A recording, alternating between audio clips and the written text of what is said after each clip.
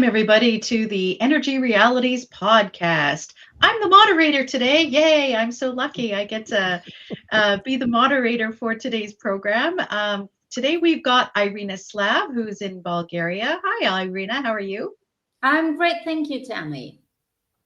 And we also have David Blackman, who's in Texas. David, how are you doing? Things are just beautiful here in the frigid state of Texas.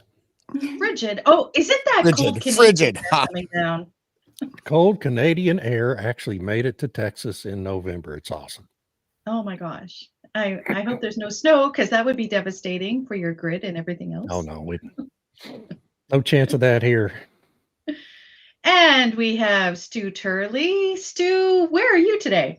I'm in Abilene. You got to love a good Stargate right down the road. I can throw a rock and hit the data center now. So it's kind of fun. Oh my gosh. So when it's up and running, are you going to be able to feel the heat? Oh, absolutely. And especially because it's behind the meter, we don't pay for the thing. So it just takes up a lot of gas. Oh, that's good. Yeah, it's called the Jerry Nadler effect. The Jerry Nadler effect. That's a good one. And today we have a very special guest. It's my pleasure to welcome Brian Zinchuck to the podcast. He's the owner and editor of Pipeline Online News. Hi, Brian. How are you doing? Good morning. It's a lot colder here. I think it's minus 10 Celsius, so I'm not sure what that is in Fahrenheit, but yeah, she's pretty chilly here. So you guys down in Texas, I'm Oklahoma, sorry. That ain't cold. Well, I have to say, Brian's from Saskatchewan, where my stomping grounds are as well. And it's great to have Brian here on the show today to talk about Canadian energy and what's happening in Saskatchewan in particular, because we could be facing a bit of a constitutional crisis with Saskatchewan's new energy security plan and what was just announced last week in the Canadian budget. But as we get started here, I want to say that Brian, in my opinion, is the hardest working reporter journalist I know. He's the only one really reporting on what's happening in Saskatchewan's patch and its energy scene. So I'm really happy to have Brian here on the podcast to talk to us about Saskatchewan and Canada. Well, thank you very much. I do like to use one of my taglines is I am the only journalist in Saskatchewan focused on energy. That's not exaggeration. I've been doing this for 17 years.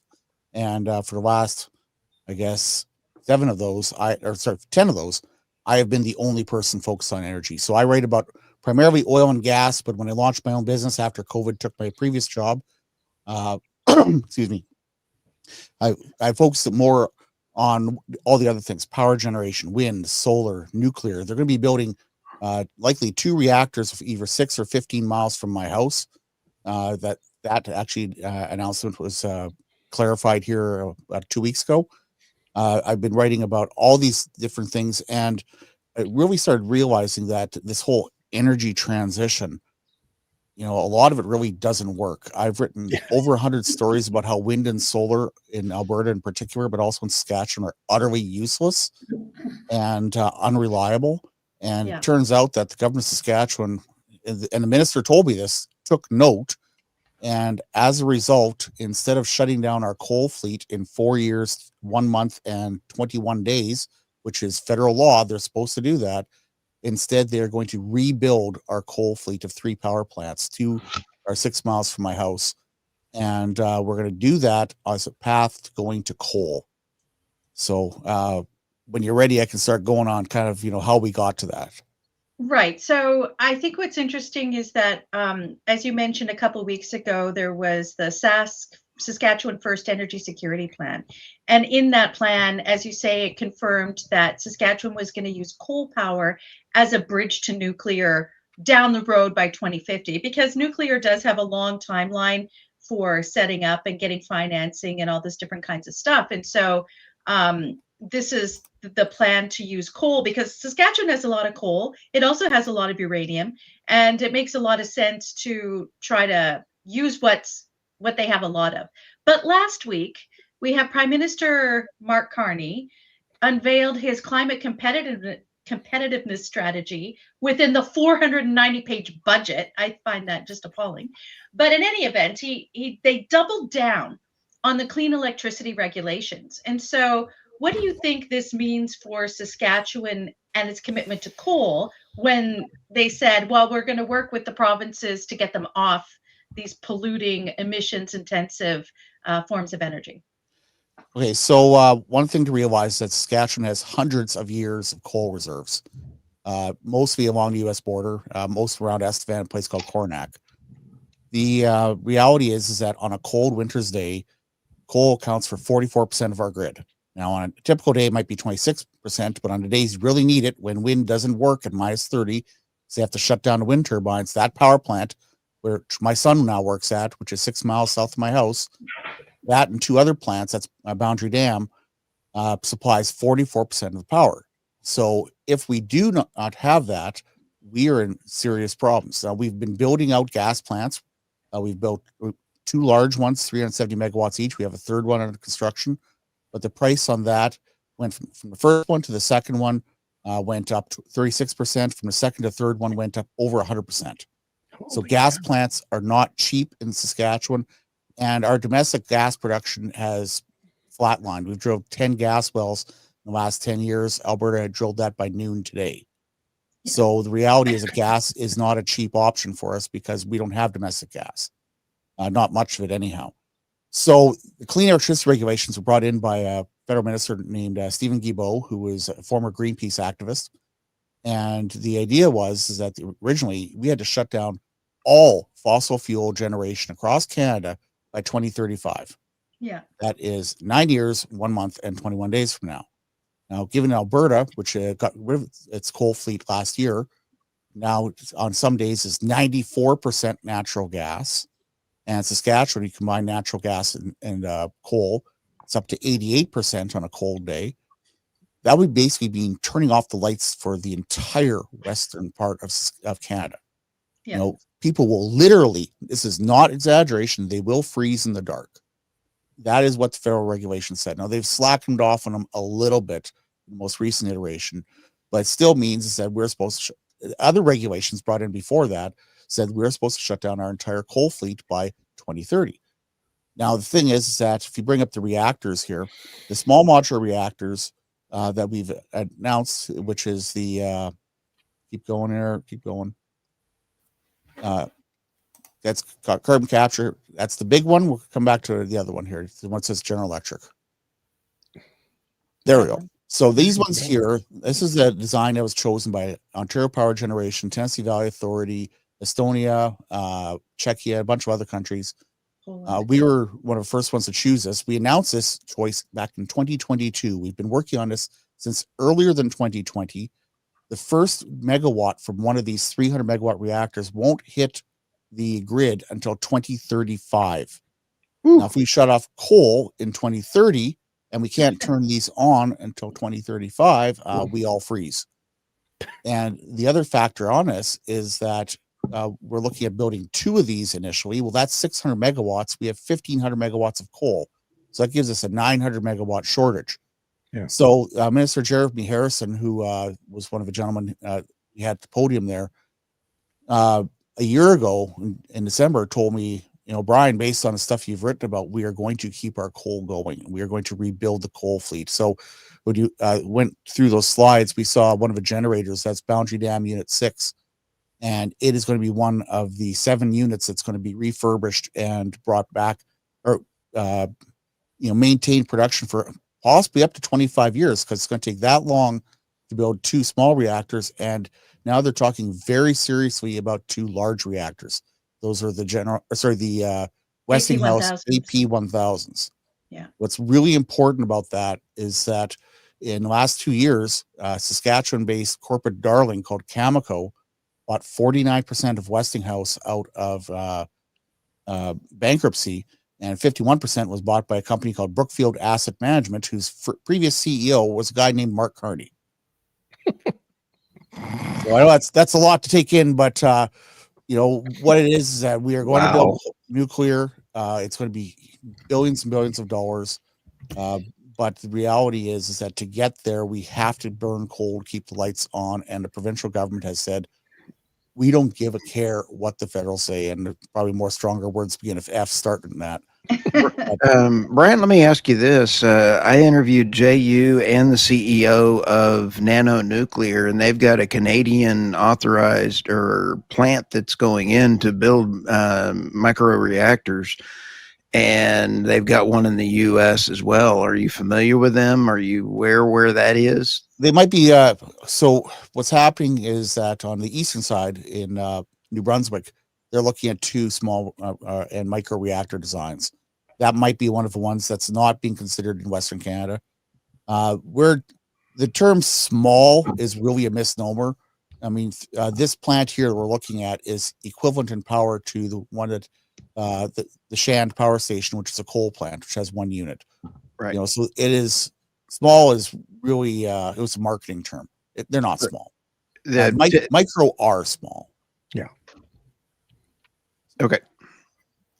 So Anyway. there was actually there was a big thing about that, is that the first micro reactor from Westinghouse is called the eVinci, and Saskatchewan Research Council was going to build the first one. We had signed on for that, and then just as this conference took place on starting October 20th, the Canadian Nuclear Association West, first conference they ever had in Western Canada, Westinghouse pulled the project from Saskatchewan Research Council because it turns out Donald Trump's Department of War has more money than the government of Saskatchewan. They want to use those micro reactors for military use, military and aerospace, which I think means the moon. And I'm not exaggerating with that. They might want to put one of those on the moon, maybe on a starship. Yeah, my understanding is that they want to use these micro reactors, and they have a lot on the nuclear submarines already and the aircraft carriers, but that they want to use it for powering bases and whatnot within the U.S. has 10 bases that have got 18 micro reactors already starting to roll through on a major project. So, yeah. No, I haven't heard anything confirmed on that, so I'd love to dig into that, Stu. Well, Irina, I mean, what do you think about having the extension of coal, and what is, will Europe look to what Saskatchewan is doing and say, hey, you know what, they're keeping coal, and China's keeping coal, maybe we should keep coal too?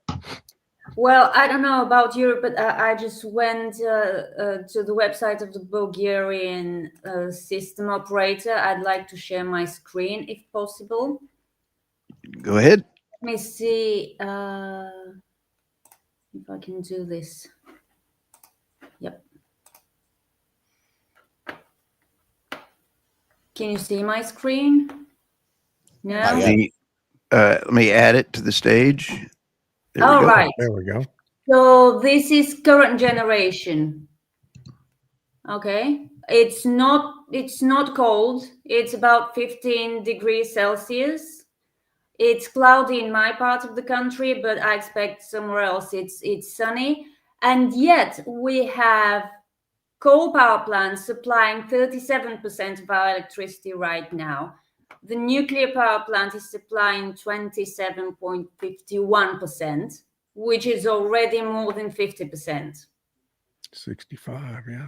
Wind is a little bit below 7%, and PV apparently, it must be really sunny somewhere.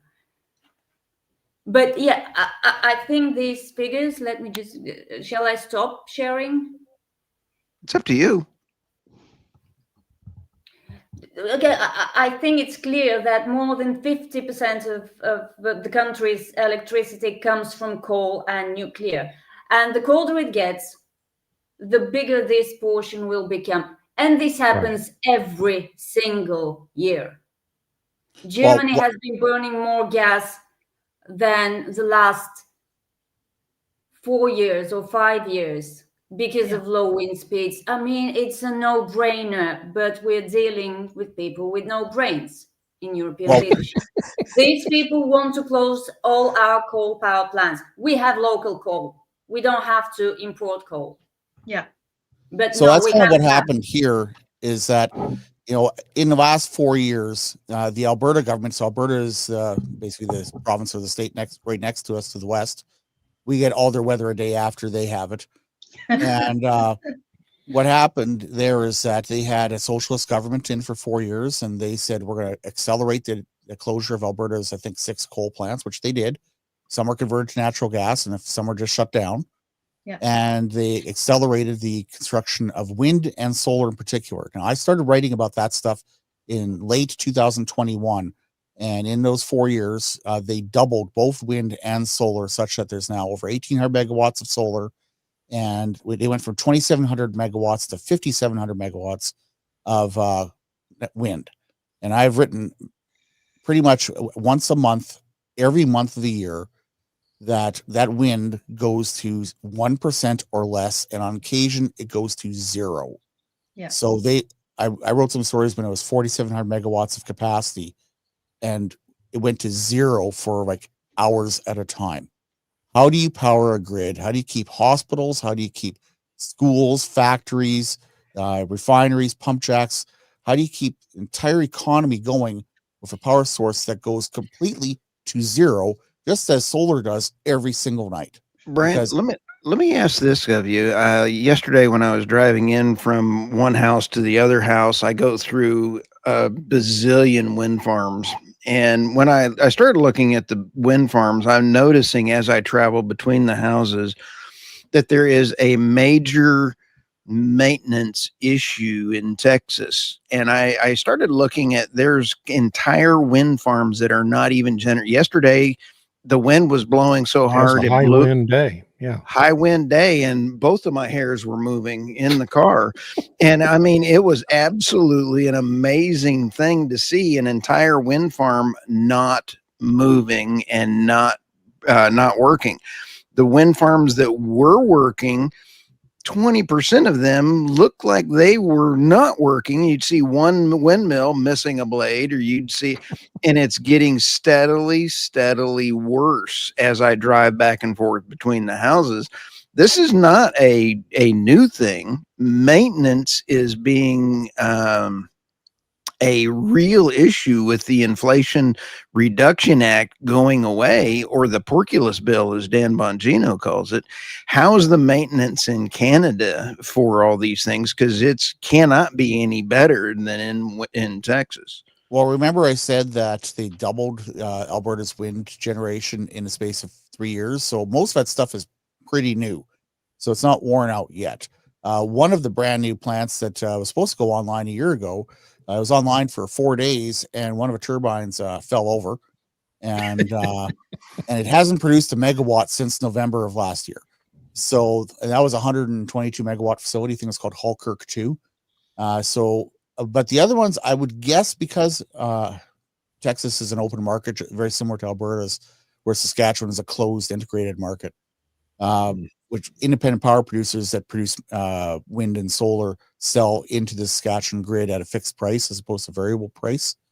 But I would guess that what's happened, what you saw there, Stu, was probably there was a surplus of wind on the grid, surplus of power on the grid, and they shut down because they couldn't take anymore. That if it was windy, that's a very good bet.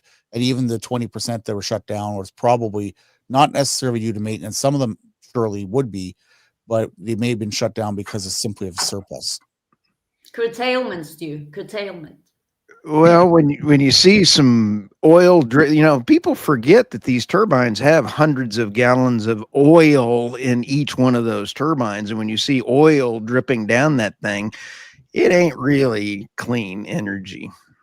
Well, while you mentioned oil, I do have to talk about the other side of my business, which is that we see the pump jack behind me here on the green screen. The reality is that Saskatchewan is not a minor player. We produce about 450,000 barrels a day, which would be equal to some of the smaller OPEC producers. We are 1/10 of the production of Alberta, but that still makes us the second largest in Canada. And as I said, the size of some small OPEC producers. We produce, I'm fairly certain, a lot more than Romania does, for instance. Irina, do you remember how much Romania produces these days? I'll check. I think So, they I mean- mostly have gas, natural gas. They're a bigger player in gas. So, I mean, the reality is, compared to most European nations, except for perhaps Norway, we Saskatchewan outproduce almost every European nation except for Norway and Russia. Well, So- to be fair, Europe doesn't really have that much oil except for Norway and maybe Romania, Azerbaijan. But that's has entirely not. my point, though, is Yeah. that, you know, most people don't think of Saskatchewan as a major producer, but we are. And, you know, we were surpassed by North Dakota when it hit the Bakken boom. They were producing 90,000 barrels a day up until about 2006. And then by 2012, they were producing 1.2 million barrels. Yeah. We've stayed relatively flat, almost consistent for about 24 years now at around 450,000 barrels.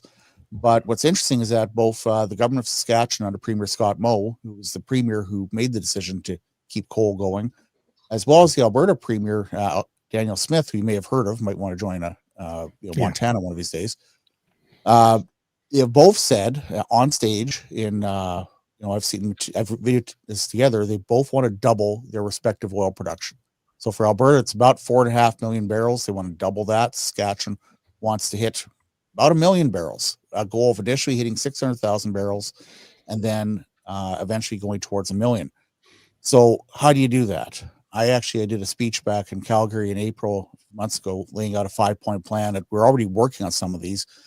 2 programs the government has brought in: a multilateral well program, which is, you know, the biggest change in oil patch I've seen in 17 years of writing about this, with these giant multilaterals that have like up to 15 legs on one well.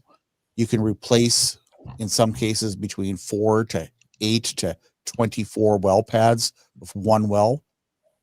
So that's one of the programs. Another one is CO2. And, you know, I know I've listened to you guys in recent weeks talking about, well, CO2, and I don't really like it so much. If you go to that that slide that showed the Boundary Dam Power Station, on the left-hand side of it, you'll see that that's a carbon capture plant that was built in 2014, and it's been now capturing CO2 for 11 years. Now, it's not perfect. It hasn't worked perfectly for the first several years, but they've got, after 11 years, there you go. On the left-hand side, if you see that the bugs out. Yeah. Yeah, they got the bugs figured out. So I took Tammy on a tour of this place here about 2 years ago.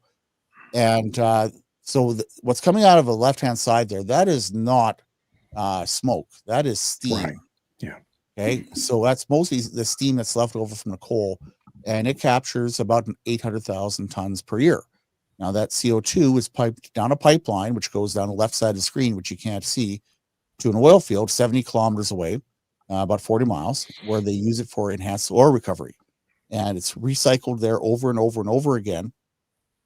And when you pump CO2 into an oil reservoir that's deeper than a kilometer as a supercritical fluid, what happens is that the CO2 acts as a solvent and basically washes the oil out of the gas or out of the rock. It causes the oil to swell a little bit, and it makes it flow much, much easier. The difference is that you put a pump jack on a well, you might get 20%. You put a water flood where you re-inject water into the formation, you might get 40% of the oil. You add CO2 and we're already in excess of 50% for that oil field. And by putting CO2 on one unit here out of the 4 that is still operating, we've extended the life of that field. And now the province is considering putting CO2 capture possibly on the other units of this plant, or at least the biggest one, as well as the other 2 plants that are under consideration. If they put it across the entire fleet, we could capture 8 million tons a year, which frankly, I don't care about saving the planet. I care about producing more oil. And there are people in government say the same thing. So what it means is that we could add an incremental 73,000 barrels per day of additional oil production just from capturing this CO2. It's not, yes, you'll hear people say, oh yeah, look, we reduced emissions. We took this many cars off, blah, blah, blah, blah, blah. No. It's all about producing more oil and getting the royalties for the province that pays bills. So that's why CO2 is significant in Saskatchewan. And we've been the leader on this front for well over a decade. Yeah, and part of that plant also, it stores it underground to see what the long-term consequences are of the underground storage. And it's been this international project with, people monitoring it and seeing what's happening and so on. But I exactly think right. Yeah. So just 2 miles to the left there, you'll see that you can't see it on here, but there's 2 wells. It's called the Aquastore project, and that's a deep geological storage. And they've been doing this test, as Tammy said, for a long time. The thing about that is that it's just simple geological storage. You're not doing anything with it. And while this may be an option for people who really want to get rid of CO2, it doesn't make any money. Right. But I Yes. think that the problem with the federal government, run by the Liberals and NDP, whatever, is that they have a tax credit for carbon capture. But if it's being used for enhanced oil recovery, you don't get it. And if the power stations, if the coal wants to stay in production in Canada, they won't be able to get credit for whatever CO2 they capture if it's being used for enhanced oil recovery. So this, I think, is setting up a bit of a confrontation between the province and the federal government with respect to, number one, keeping the coal, and number two, using the CO2 capture for enhanced oil recovery. Because even though Saskatchewan wants to increase its oil production, where is it going to go? Is it for internal use? Is it for export? And if it's for export, what is it possible to increase the amount of pipeline capacity going to the United States, and how will the federal government sort of address those issues? So I think there's a bit of a confrontation lining up there. Yeah, it's absolutely, it is a case of ideological blinders. There's no reason to give an investment credit just to put it in the ground and leave it there when you use it for CO2 enhanced oil recovery, or CO2 EOR as it's called, and produce more oil, which is greener and nicer and lower emissions and all that. And the Premier likes to say that Whitecap Resources is a net zero oil company. The reality is that if you're going to capture the CO2, use it for something. There is a marketable use for it. And it's not just about, supposedly saving the planet. One of the things that I like to talk about, I don't have it in front of me here, but I have a map from the Saskatchewan Geological Survey, which shows the recession of the continental glaciers. And the ice over Estevan, where I live, retreated about 15,000 years ago. It started retreating 20,000 years ago. And by 8,000 years ago, that ice, which was up to 3 kilometers thick in the northern parts, up to 2 kilometers thick where I live, it all melted by about 8,000 years ago. Now, was it my gas guzzling pickup truck or the 2 coal-fired power plants beside my house that caused that ice to melt? And every time I mention that, I get exactly the reaction that Dave is, kind of chuckling, because people realize, well, duh. So, I mean, if you can make a continental ice sheet go away and increase the ocean level by 400 feet in a space of 12,000 years, which is exactly what happened, the Hibernia oil platform, which is 200 miles off the shore of Newfoundland, that was dry land, 10,000 or 20,000 years ago, because it was dry land covered in ice, but it was not ocean. It was that continental shelf, including all the continental shelf around, Texas and Florida. That was all dry land, 400 feet. The English Channel was dry land. The UK was not an island. And most of the U.S. politicians were there personally to witness that. Oh, exactly. I don't know whether you have electing people that are one step out of the grave. That's just an American thing, I think. It certainly is. It's disgusting. Well, David, I wanted to bring you in here because, the way Alberta has done their grid and retiring coal and doing whatever is very similar to what was happening in Texas. And what Alberta's seen and what Brian has written about so extensively and so well is about how the more wind and solar that was brought on the grid, the more expensive everything became. Oh, yeah. And the prices went up for consumers. Did you see the same thing in Texas? Yeah, I mean, our power rates here in Texas have increased 50% since 2019.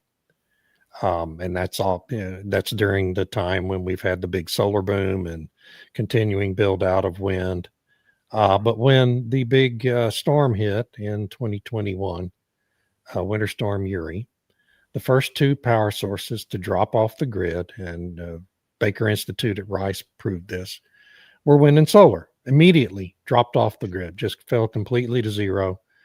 And then ERCOT comes in and cuts the power to a bunch of gas fields and gas pipelines, compressor stations coming in from the Permian Basin, and they freeze up. And so suddenly the gas starts dropping off the grid, and we end up killing 300 Texans because of all this, because we had all the capital that should have gone to building more dispatchable natural gas and coal plants in the warmer parts of Texas, near the demand centers, had gone to building wind and solar, which were the first to drop off the grid. And so, 300 Texans died as a result. And luckily, since then, we've made some pretty significant reforms to the grid, how it functions and how ERCOT functions. And hopefully that won't happen again the next time we have a major winter storm. But it was a hard lesson to learn for a lot of families in our state. The one thing, sorry, Brian, the one thing mathing up is not mathing up. I did go to Oklahoma State, and I've got my wonderful Oklahoma State jersey on today, but the math doesn't math up, and we barely have crayons at Oklahoma State. And that is the big kind, the big fat ones, right? The big fat ones and a big chief tablet, and Oklahoma State, ERCOT has 181 gigawatts of nameplate capacity on the grid. The highest and most we've used in Texas this year is 82 gigawatts of power. How much have we overpaid for the wrong types of asynchronous versus DC? It is a big overpayment that we have paid. So, the Texas experience, that kind of opened up some eyes here in Saskatchewan. This is right around the time that I started writing about this sort of stuff. And I would often include references to that in my stories, as well as what not to do. Yeah, well, actually, what I would do is that, and this is probably part of what made some of the difference, is that whenever I had a particular story like this, look, wind went to zero in Alberta, I would email it directly to cabinet ministers, foregoing all their staff, going straight to their personal stuff, that because I have good relations with these people, and saying, hey, guess what? We could have hundreds of people dying here. And the reality is, if we had what Texas had, a drought, I think something like that, in minus 37 weather, which is minus 40 is the same in Fahrenheit and Celsius. And, it wouldn't be 300 people dead. It would be 3,000 or more. At least, from you're spot on, Brian. And let me ask this. Sorry. I just want to cut in on this. Britain's wind boom. This is from Felicity Bradstock, and I saw this one and threw up yesterday. And how Britain's wind boom has slashed energy bills. Oh my God! Holy smoke! Again, this goes back to math ain't mathing up. Must be drinking some good scotch. Oh, absolutely. The UK is the most expensive energy in the world, and you write this article, the numbers don't make sense. She may be a nice person, and I feel like this was written from like a news release from the UK government or something, or from Inside Climate News. You wonder why Trump says fake news. Yeah, I was like, and Felicity, I'd love to interview you on the Energy Newsbeat podcast, because my crayon broke when I was laughing so hard. So sorry about that. The reality is that, Alberta, which I said doubled their wind and solar in the last few years. In that same time, they shut down their last coal fleet, converted some to natural gas, but not all of it. But they've added so much wind and solar that when it does hit minus 30, as it did in January, I think a year or two ago, for 4 days, they had grid alerts 4 days in a row. And it got to a point where their dispatchable contingency reserve went to zero, at which point you start having exactly what happened in Texas, where when your demand outstrips supply, you start having a drop in frequency. And they've had more grid alerts in the last 3 years they've had in the last 20, previous 20 to that. And what changed? We got rid of the dispatchable base load, as Susie mentioned, and Dave as well. And we added, unreliable, and not only just unreliable. When it's minus 30, they have to shut down wind turbines because they could shatter from cold, brittle behavior. One of the first things I learned when I spent a few years flunking out of mechanical engineering was cold, brittle behavior. And the reality is that turbines have to shut down. So in Alberta, that's 5,688 megawatts. In Saskatchewan, it's 817 megawatts. Yet sorry, on the day you absolutely need it the most, when people are turning on space heaters and everything else to get a little bit warmer, you don't have it. And that almost always happens when it's dark. So you have no solar either. And like I said, Alberta up to 94% of their power is natural gas. Well, so it leads you to the inevitable conclusion that the most predictable thing about wind and solar is that they aren't going to be there when you need them the most, right? Yep. They're going to fail in any major weather event where the grid's under stress. They're going to be the first to fail. You can present, it's not just predictable, it's a certainty that that's going to happen. But we And could put any grid operator that allows big that storage, David. build out to Big occur storage. without let's adequate talk about dispatchable capacity ought to be prosecuted. Let's talk about storage for a second. Because now the reason I talk so much about Alberta is that they publish every generator, every facility in the entire grid, minute by minute data, 24 hours a day, 7 days a week. And there's a website that logs it, and you can data mine that to your heart's content, which I frequently do. Saskatchewan puts out 1/23,000th the amount of data points. And I know because I've done the calculation. Because it's a closed market, they don't want to put that information out. But the stuff that they do put out is because I kept beating them over the head that they finally put out something. Anyhow, my point of this is that one of the interesting things is Alberta has built 10 grid scale BESS Tesla pack batteries. For almost all of them, for the last few years, they typically produce power to the grid on average 3 times per unit for 7 to 21 minutes at a time. The most capacity they have is running full out, supplying the grid for 1 hour before they're depleted.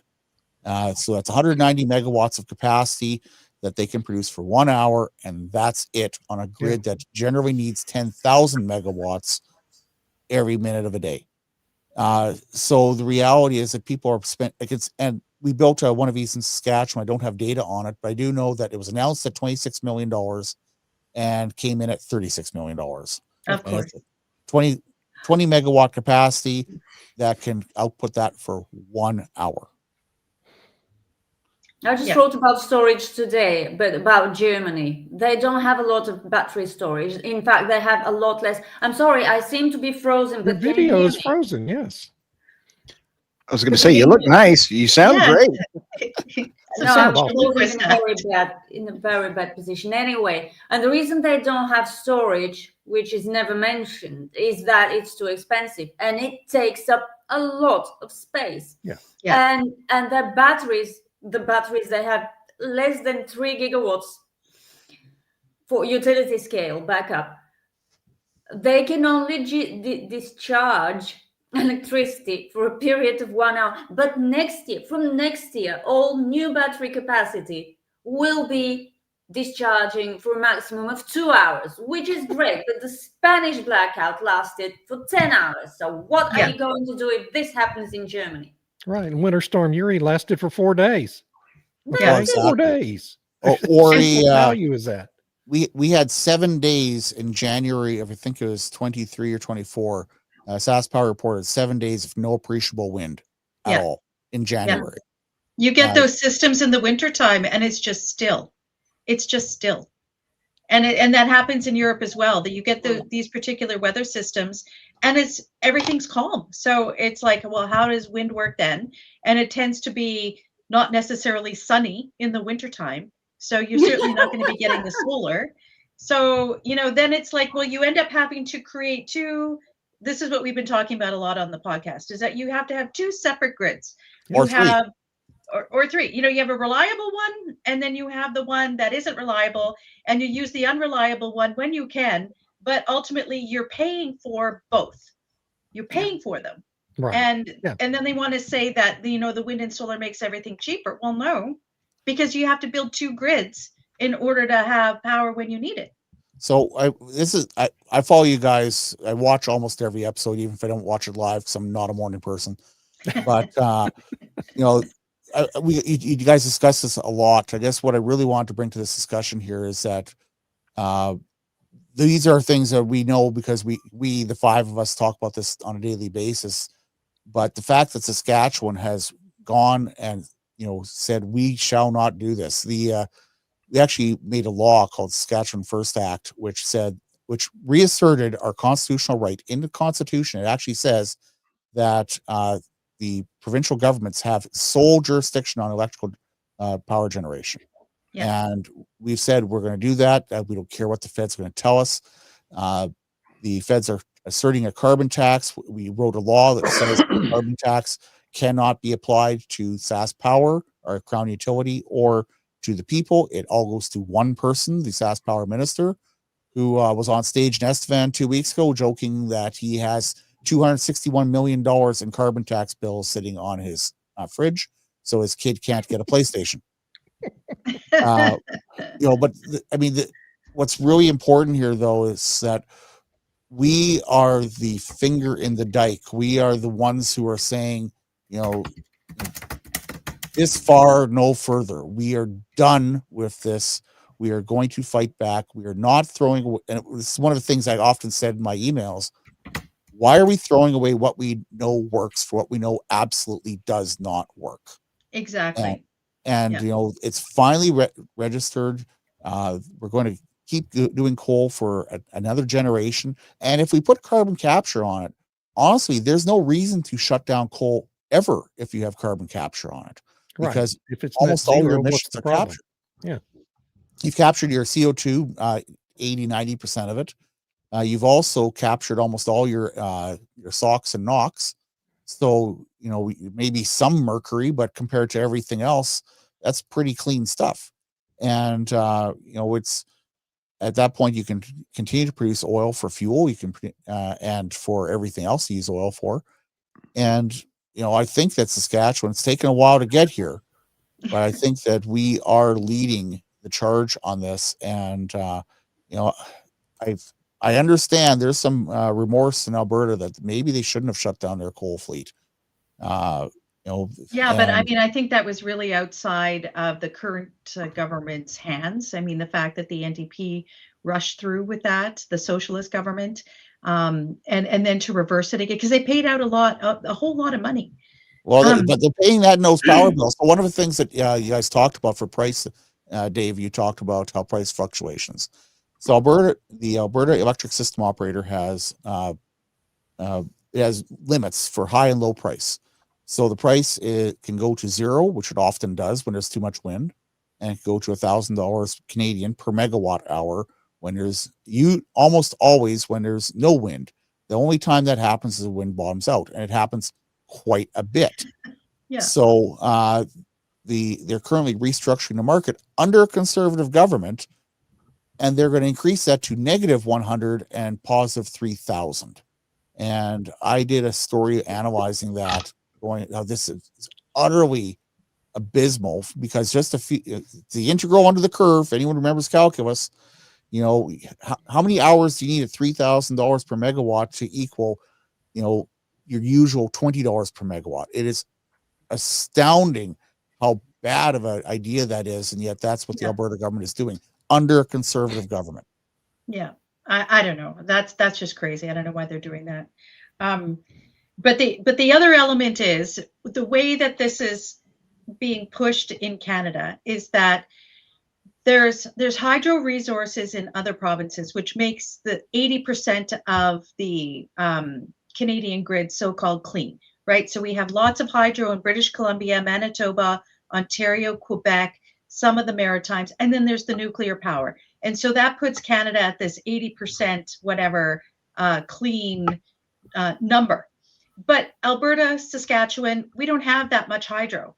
And I know Saskatchewan does have a dam of Lake Diefenbaker, and so they're able to generate a little bit of hydropower, but we just don't have the water. The water to do it. And so just let me finish here. One of the things that they're saying is that we're going to have all these interconnections. And so we're going to build these mega offshore wind farms in the Maritimes and then send that electricity through high voltage lines to Saskatchewan. So then Saskatchewan won't have to rely on its coal. And I think this is the sort of pitch that they're making with Wind West, which is this ridiculous idea, and all of this sort of interconnection transmission stuff that they're proposing. Nova Scotia has this idea that they're going, I mean, to use a Southern American term, God bless them.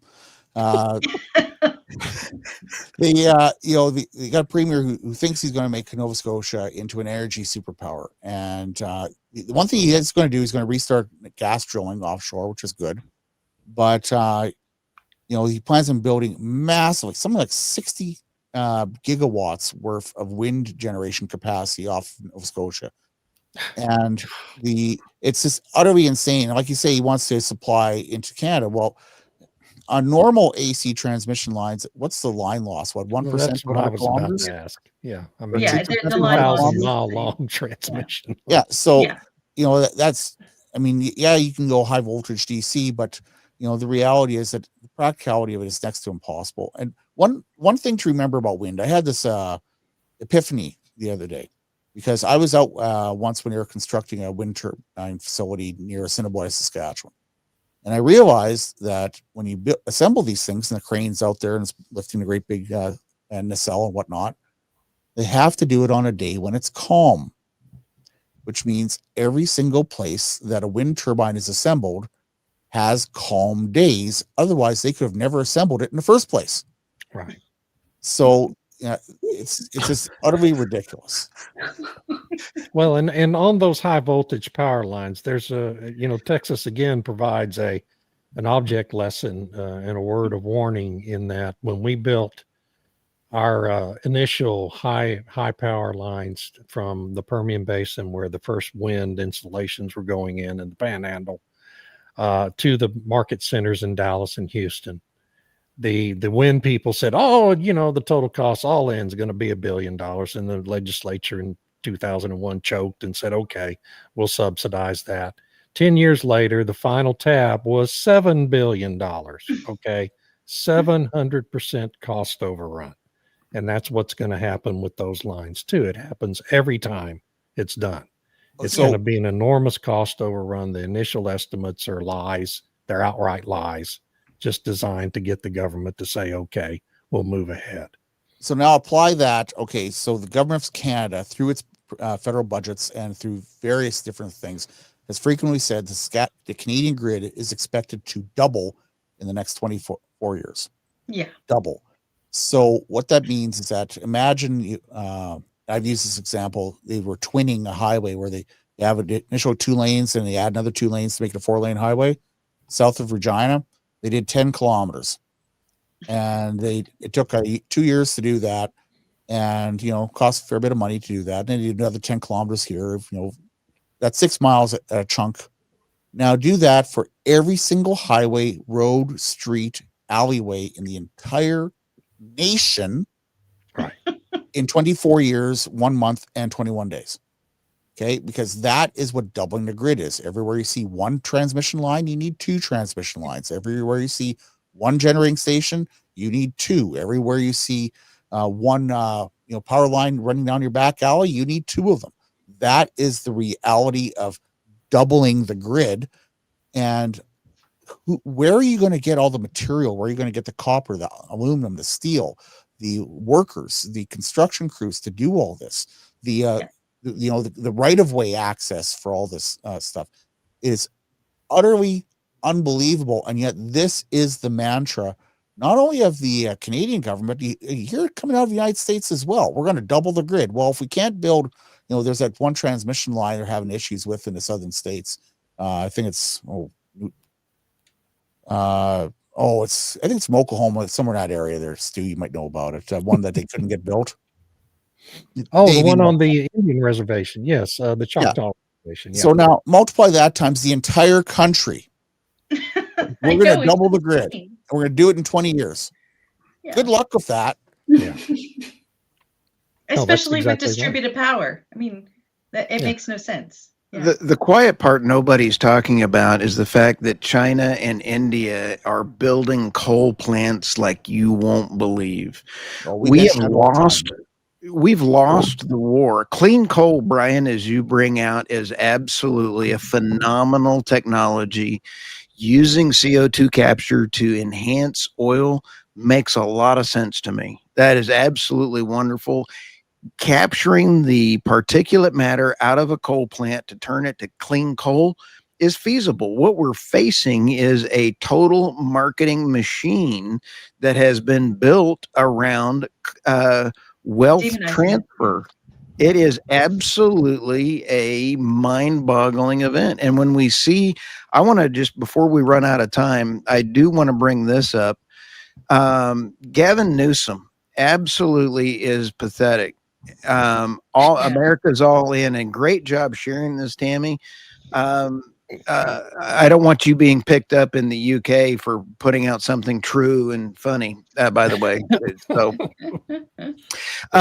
governors, we don't have a delegate going to COP30, but yet we have several governors going to COP30 trying to say that they know what's best for the United States, when America is very much looking at a national security risk caused by Gavin Newsom, as he has devastated and eviscerated the oil and gas. He's losing the state in California.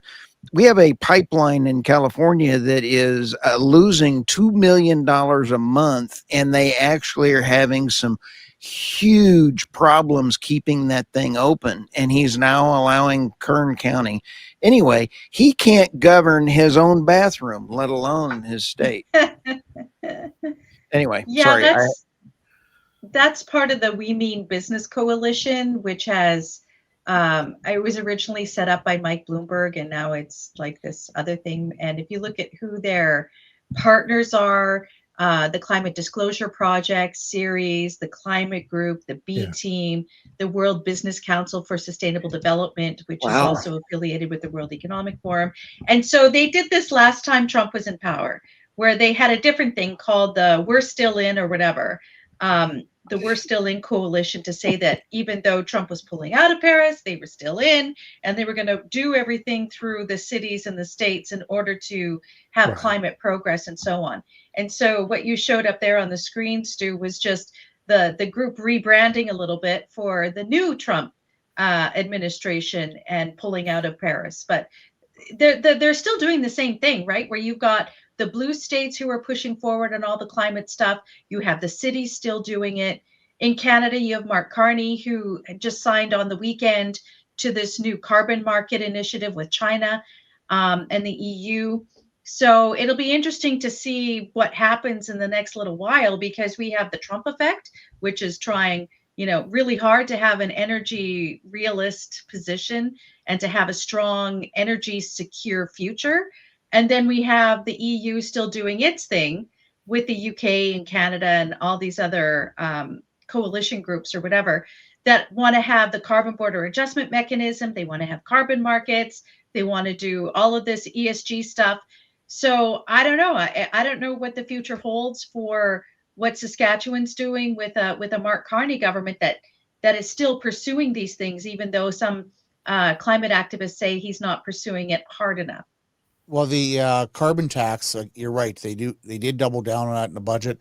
Saskatchewan government, back when it looked like Conservatives were going to win the federal government election a few months ago, they said, we're done with federal industrial carbon tax. We're not going to collect it anymore. 80% of it was collected by our Crown Power utility. That was Sask Power anyhow. So we said we're just not going to do it anymore. So what's going to happen with that? I'm not sure.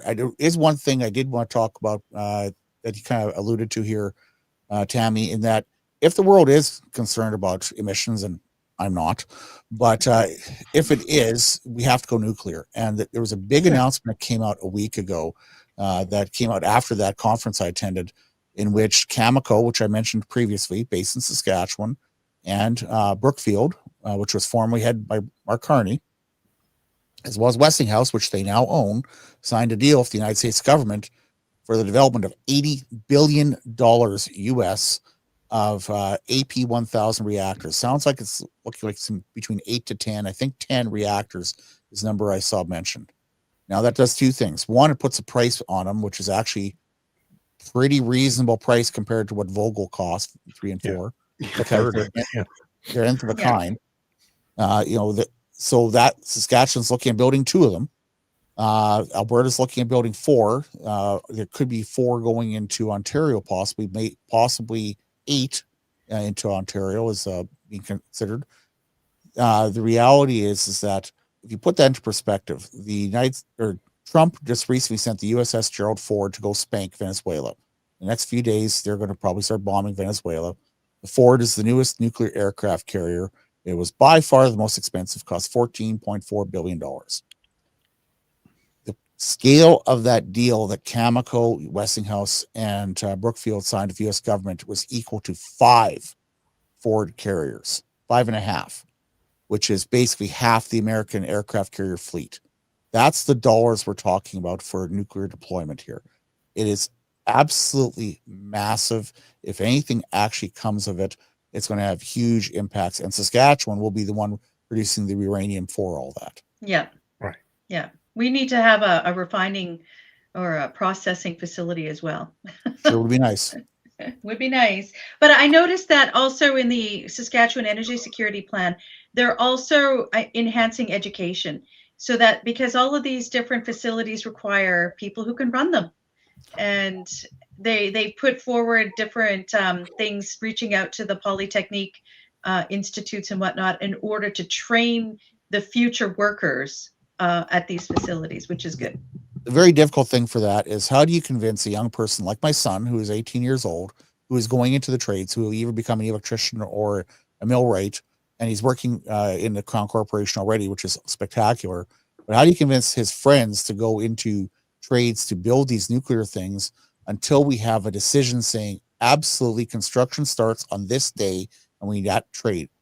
How do you make that bet for your career if you don't know for certain that construction will start on X day and you can get hired on there? That is the biggest conundrum. And yeah, they are making some efforts, but they really need to add a 0 to all of those things. The amount of people they're trying to reach. Yeah. Brian, I think you bring up a fantastic point, and we need to get Mike Rowe on the thing. But I'll tell you, AI is a game changer for a lot of employees. And if you don't understand AI or use AI, you will be unemployed. And my daughter's a heavy-duty mechanic apprentice. Do what? My daughter's a heavy-duty mechanic apprentice. My son's going to be a millwright or electrician for that exact reason. I told him do not do a job that can be replaced by a robot. Right. Exactly. And that's exactly where I'm going. And Irina, for the authors that are out there that are being replaced by AI is replacing a lot of writers. And you look at the writers that are out there, Felicity is one of them that should be replaced. But you take a look at how it's being, AI is going to be replacing a lot of jobs. For those people that keep their jobs, they're going to need to know how to use it. For me, I'm 65, but I'm learning how to weld. That's And good. operate a I can run backhoe. an excavator too, Stu, if you ever need instructions for your backhoe. Exactly. Manual work. Yeah. I agree with that. Well, I think we're pretty much out of time. We didn't get to the stories today. But just to wrap up, I'd like everyone just to say where people can find them. Brian, where can people find you? PipelineOnline.ca. Okay, everybody, that's PipelineOnline.ca. If you want more information about what's happening in Saskatchewan, you can follow Brian and you'll see what's happening in nuclear, mining, all kinds of things. David, where can people find you? Blackman.substack.com. And he's on the energy additions now. He's given up on the absurdities. Yes. I guess we'll have to wait for another Well, it's still Democrat. absurdities, but there's no transition going on. So yeah, no transition. had to drop that part. And Irina, where can people find you? At Irina Slavon Energy. For now, I'm still thinking about rebranding, but I haven't settled on a new brand yet. So for now, it's Irina Slavon Energy. It's just so bland. Oh, but it's good. It's good. good. It's just the point. And I loved your piece about the pets on the weekend. That made me angry. It made me angry too. Yeah, what they're trying to do is so bad. But I harness this anger. And Stu, where can people find you? Hey, you can also find me at energynewsbeat.co. And I just interviewed Lars and Irina. He said to say hi. So you've got a far reach out there. He is a cool cat. He wrote the book, The Unpopular Truth. That'll be coming out Friday. So you can also find me on energynewsbeat.co or .com and my Substack. So, Brian, I really appreciate you and everything that you're doing. And I love all of your comments and heckling when you do get out of bed and join us. But you are a true treasure for the energy industry. Thank you. Thank you. Absolutely. Thank you, Thank you. Brian.